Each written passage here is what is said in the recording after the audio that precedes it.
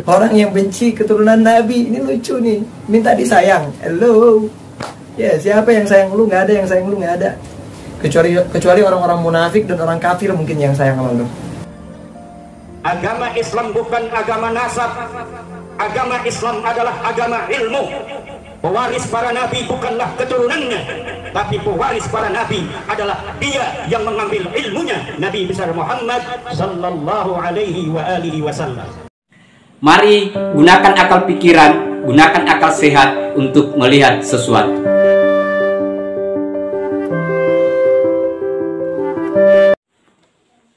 Assalamualaikum warahmatullahi wabarakatuh. Salam sejahtera untuk kita semua, salam demokrasi dan salam pluralisme. Oke, jumpa lagi di Sahabat Rahmat Channel. Nah, untuk kali ini sahabat-sahabat ini menarik saya rasa karena respon ada seorang ulama Kiai NU mencoba membahas sekaitan dengan Habib yang lagi menjamur di Indonesia, sahabat-sahabat.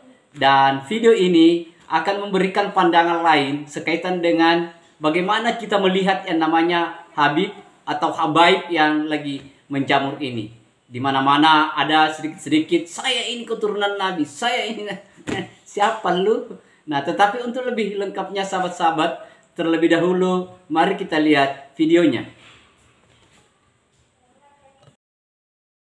Nggak usah ngadu domba kami Habib-Habib yang tegas ya. Orang yang benci keturunan Nabi, ini lucu nih, minta disayang. Hello, ya siapa yang sayang lu? Nggak ada yang sayang lu, nggak ada. Kecuali orang-orang munafik dan orang kafir mungkin yang sayang sama lu. Ya, bos keperet ya. Nggak ada yang sayang sama lu, nggak ada. Ya, orang-orang soleh nggak ada yang sayang sama lu, nggak ada. Ya, yang sayang sama lu cuma orang-orang munafik sama orang kafir saja udah. Nggak ada yang lain. Ulama warasatul anbiya, para ulama adalah pewaris para nabi. Agama Islam bukan agama nasab. Agama Islam adalah agama ilmu. Pewaris para nabi bukanlah keturunannya, tapi pewaris para nabi adalah dia yang mengambil ilmunya, Nabi besar Muhammad sallallahu alaihi wasallam. Maka tidak boleh ada orang yang merasa lebih berhak atas agama Islam kecuali para ulama. Tidak boleh ada orang merasa lebih berhak atas agama Islam dalam sisi apapun, hanya bergelar nasab saja. Tapi dia harus mewarisi ilmunya baginda Nabi besar Muhammad sallallahu alaihi wasallam. Orang yang mengaku cucu Nabi tapi dia tidak punya ilmunya baginda Nabi tidak berhak bicara atas nama agama Nabi Muhammad sallallahu alaihi wasallam. Yang berhak bicara tentang agama Islam adalah pewarisnya baginda Nabi, yaitu para ulama, para kiai, orang-orang yang mengambil dari baginda Nabi mustika ilmunya baginda Nabi, jailan an jailin, khalafan an khalafin, dari satu generasi ke generasi yang lainnya, dari satu guru ke guru yang lainnya. Selain para ulama, tidak boleh ada orang yang berbicara tentang Islam tanpa dia punya ilmu baginda Nabi besar Muhammad sallallahu alaihi wasallam. Apakah di Indonesia ada cucu Nabi? Di dunia ada cucu Nabi, tapi di Indonesia ini belum ada yang terbukti secara ilmiah bahwa dia adalah cucu dari baginda Nabi besar Muhammad sallallahu alaihi wasallam. Sayyidina Syekh Abdul Qadir Al-Jailani radhiyallahu an, yang malam hari ini kita kauli beliau sebagai Sultanul Aulia, sebagai ulama besar, adalah cucu dari baginda Nabi besar Muhammad sallallahu alaihi wasallam. Walaupun dalam sisi silsilah dipermasalahkan oleh para ahli nasab, tetapi itu semua karena apa? Karena baginda Sayyidina Syekh Abdul Qadir Al-Jilani semasa hidupnya tidak pernah mengaku-ngaku sebagai cucu baginda Nabi. Kemudian ketika beliau wafat, maka anak cucunya menulis nasab yang diketahui daripada kakeknya ini. dan diragukan oleh ahli nasab. Tetapi hari ini, beberapa bulan yang lalu, cucu-cucu beliau yang ada di Syria sudah mengadakan tes DNA, uji DNA yang menyatakan bahwa betul terkonfirmasi secara ilmiah bahwa keturunan daripada Sayyidina Syekh Abdul Qadir Al-Jilani radhiyallahu anhu wa quddisa sirruh adalah cucu dari baginda Nabi besar Muhammad sallallahu alaihi wa alihi wasallam. Maka siapa saja yang mengaku sebagai cucu baginda Nabi ingin dipercaya, silahkan adakan tes DNA dan kita akan percaya kalau DNA-nya sesuai dengan DNA orang Arab, sesuai dengan DNA Bani Hashim, sesuai dengan DNA daripada Bani Abi Thalib, ayah daripada Sayyidina Ali karramallahu wajhah. Karena apa? Saudara-saudara, hari-hari ini banyak orang yang mengaku-ngaku sebagai cucunya baginda Nabi besar Muhammad, kemudian mereka datang untuk memecah belah umat. Ini sudah sampai kepada titik yang sangat mengkhawatirkan. Ulama selama ini diam. Kenapa? Karena selama ini belum ada indikasi umat Islam terbelah. Kalau dia ngaku cucu Nabi untuk mempersatukan Islam, urusan ngakunya pada cucu Nabi itu urusan dia dengan Allah.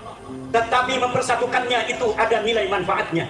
Kalau dia ngaku cucu Nabi, mengajak orang-orang 3 raksa untuk sholat 5 waktu, mengajak umat Islam untuk berpuasa, mengaku cucu Nabi untuk mendekatkan diri kepada Allah, mengajak umat Islam untuk mendekatkan diri kepada Allah, itu tidak ada bahayanya, kita biarkan. Tapi kalau dia mengaku cucu baginda Nabi, kemudian datang untuk memecah belah umat Islam, maka kita akan uji sampai mana kebenaran bahwa dia cucu Nabi, baik secara ilmu nasab, secara silsilah dari kitab-kitab abad ke-5, abad ke-6, abad ke-7, abad ke-8, abad ke-9 Hijriah. Kita jadikan pedoman untuk mengukur keabsahan daripada nasab seseorang yang mengaku sebagai cucunya baginda Nabi.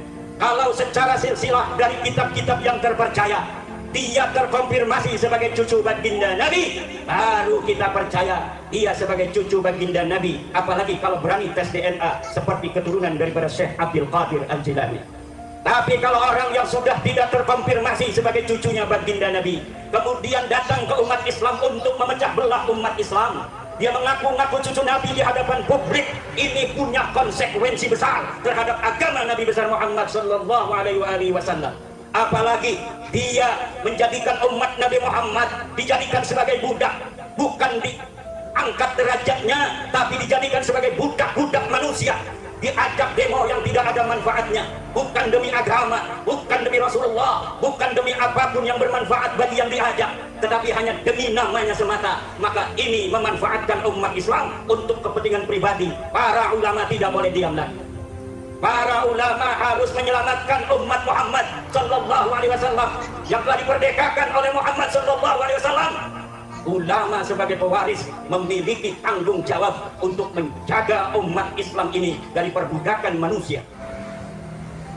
Kalau dia mengaku cucu Nabi di hadapan publik untuk memecah belah, boleh bagi siapa yang mendengarnya untuk datang ke polisi untuk melaporkan dia melakukan kebohongan publik. Biar diuji di pengadilan, apa betul dia sebagai cucu baginda Nabi besar Muhammad sallallahu alaihi wasallam. Tapi kalau dia hanya mengaku cucu Nabi, mengajak orang untuk sholat, mengajak orang untuk puasa, mengajak orang untuk bersatu, mengajak orang untuk memuliakan ulama, maka kita biarkan. Tapi kalau indikasinya sudah mau memecah umat Islam, apalagi memecah belah antar suku, memecah belah bangsa Indonesia yang dari Sabang sampai Merauke sudah 70 tahun merdeka, di dalam suka dan duka kita bisa membawa Indonesia sampai hari ini. Tidak ada perang saudara, kalaupun ada kecil sekali frekuensinya. Namun sekarang ada upaya-upaya untuk mengadu domba antara umat Islam dengan umat Islam lainnya, memecah belah antara satu umat Islam dengan kelompok umat Islam lainnya. Ini tidak boleh dibiarkan oleh para ulama, tidak boleh dibiarkan oleh para santri. Para ulama harus ngomong, para ulama harus bersuara untuk menjaga iman, menjaga persatuan umat Islam Indonesia yang kita cintai, yang bagi seluruh para santri Nahdlatul Ulama mempunyai tanggung jawab besar untuk menjaganya, seperti apa yang diamanahkan oleh Mbah Hasyim Asy'ari, yang diamanahkan oleh ulama-ulama Nahdlatul Ulama, bahwa NKRI ini adalah warisan yang harus dijaga, tidak boleh dipecah belah lagi. Tidak boleh ada upaya untuk memecah belah antar umat Islam. Tidak boleh ada upaya untuk menjauhkan para kaum muslimin dari ulama. Ini indikasi menjauhkan umat Islam dari ulama pun sudah ada. Untuk dia mengambil para umat ini untuk dijadikan budak-budaknya, kemudian diajak untuk berdemo, diajak untuk berbuat sesuatu yang dapat mengganggu keamanan dan ketertiban bangsa Indonesia. Tidak ada manusia yang merasa lebih tinggi dari manusia lainnya kecuali dengan ilmu. Tidak ada yang lebih merasa mulia kecuali dengan takwa. Itulah ajaran agama Allah. Inna akramakum indallah atqakum. Sesungguhnya yang paling mulia di antara kalian adalah orang yang paling bertakwa. Kalau mau mulia, bertakwalah. Kalau mau tinggi pangkatnya, maka berilmulah. Yarfa'illahu alladhina amanu minkum walladhina utul ilma darajat. Selain takwa dan ilmu dalam agama Islam tidak dicatat. Kalau dia pengen mulia, bertakwalah. Kalau dia sholat, kalau dia puasa, amar ma'ruf nahi mungkar, maka dia akan menjadi orang yang mulia. Bukan karena nasabnya, tapi karena takwanya. Tinggi pangkatnya, bukan karena nasabnya, tetapi karena ilmunya. Ini yang harus diajarkan kepada umat Islam seluruh Indonesia. Anak-anak kita tidak boleh belum apa-apa sudah pesimis karena banyak ajaran-ajaran nasab. Semuanya bicara nasab. Kalau mau ngomong nasab, tuh Ketua PCNU Kabupaten Tangerang, cucu Sultan Maulana Hasanuddin Kiai Encep Subandi. Pernah nggak kalian mendengarkan? Anda dengarkan kalian bahwa Kiai Encep mengaku-ngaku di hadapan publik bahwa dia cucu daripada Sultan Hasanuddin. Mungkin orang Tiga Raksa aja nggak ada yang tahu. Kenapa? Karena bagi ulama tidak ada nasab itu diunggulkan. Bahkan dia tawaduk, penuh dengan takdim kepada umat, penuh takdim kasih sayang kepada umat. Itulah yang diajarkan. Bukan belum apa-apa bicara nasab, bukan belum apa-apa orang harus hormati saya karena saya cucunya raja, karena saya cucunya raja, karena saya turunannya baginda. Tidak boleh ada yang demikian lagi di negara Republik Indonesia. Selain tidak ada ajaran Islamnya, tidak sesuai dengan Pancasila, sila kedua, kemanusiaan yang adil dan beradab. Nah, itu tadi videonya, sahabat-sahabat. Dengan lugas saya kira kita sudah bisa mengambil kesimpulannya. Satu, kalau Anda merasa bahwa diri Anda seorang nabi, ayo, yuk, mari kita tes DNA. Jangan sampai bukan. Atau jangan sampai atas nama Habib atau Habaib itu dimanfaatkan kepentingan politik, kepentingan cari uang atau perut, sampai saja melakukan perbudakan. Nah, jangan-jangan karena itu. Jadi, kita hanya sekedar diingatkan bahwa kalaupun ada orang yang mengaku karena bersurba, mengaku karena keturunan-keturunan Arab, itu belum tentu. Walaupun itu juga, kalau misalnya dia punya adab, dia punya tidak menghormati orang, dia hanya mau mencaci maki dan dia hanya mau memecah bangsa, tidak layaklah untuk dia dihormati orang-orang yang seperti itu. Iya kan?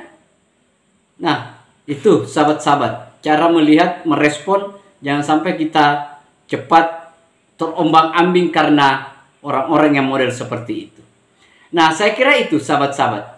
Silahkan sahabat-sahabat menilai sendiri dan mengambil kesimpulan sendiri seperti apa sebenarnya perlakuan-perlakuan yang harus dilakukan terhadap orang-orang yang seperti itu. Saya kira itu. Terima kasih banyak. Akhir kata dari saya, wassalamualaikum warahmatullahi wabarakatuh. Salam demokrasi, salam pluralisme, NKRI harga mati.